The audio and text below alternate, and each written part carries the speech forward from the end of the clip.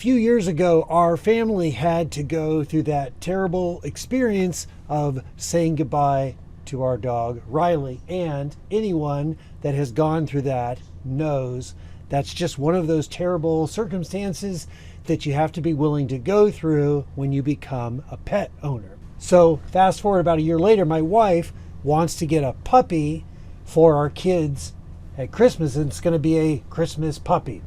And at first, I'm totally against the idea. The puppies they're expensive. They have expensive vet bills. You have to clean up after them. They tear everything apart. And you have to go through that terrible experience of saying goodbye at the end. So I'm an absolute no way. We're not getting a puppy. No Christmas puppy. It's not going to happen. And we are not getting a dog. But my wife keeps on pursuing the idea, and in her closing arguments to the jury, she points out that, number one, our kids are only going to be little for so many years, and the timing and availability of puppies around Christmas time is very limited. Number two, which is more of a question, am I going to really deny our kids the joy and happiness of experiencing a Christmas puppy? And number three, which I think is the best argument, because of the pandemic, we're all home right now, and it makes it a lot easier for us to be there and take care of a puppy, and it would be way easier than if things were back to normal. So when she first shows me the first pictures of our puppy that would become Luna, it's an instant game changer. And in fact, for a brief moment, I suggest maybe we should get two of them. But we stick with one, which was a good choice. So Luna was born on October 24th, 2020, and we picked her up on Christmas Eve, and she was the last of the puppies to go home.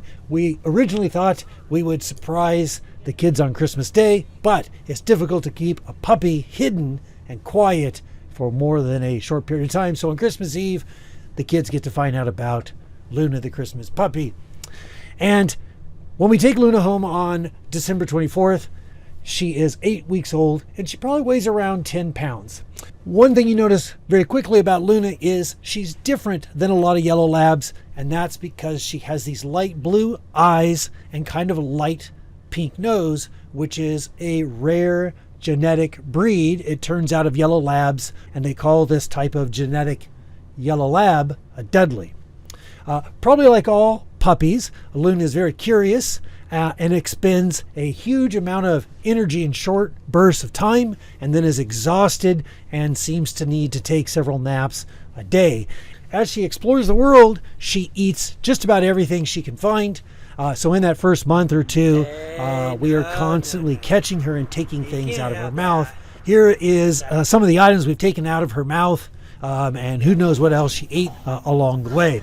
In January, shortly after we bring Luna home, she weighs in at 16.5 pounds, and 2 weeks later, Luna weighs 24.5 pounds, gaining 8 pounds in just 2 weeks. And it turns out it's not as cute when I do it. Trust me. By March, Luna weighs 38 pounds, and she is 5 months old, and the doctor clears her for being able to go outside and meet all the other people and dogs and animals in the world. As Luna's first summer rolls around, she's introduced to the swimming pool, and she's cautious at first. She quickly learns how to swim, and she seems to love it, jumping right in when she sees some open water and has the chance to do it.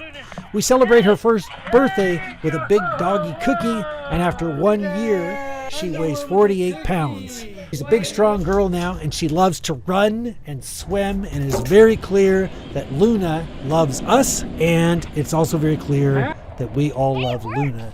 And once again, my wife was right.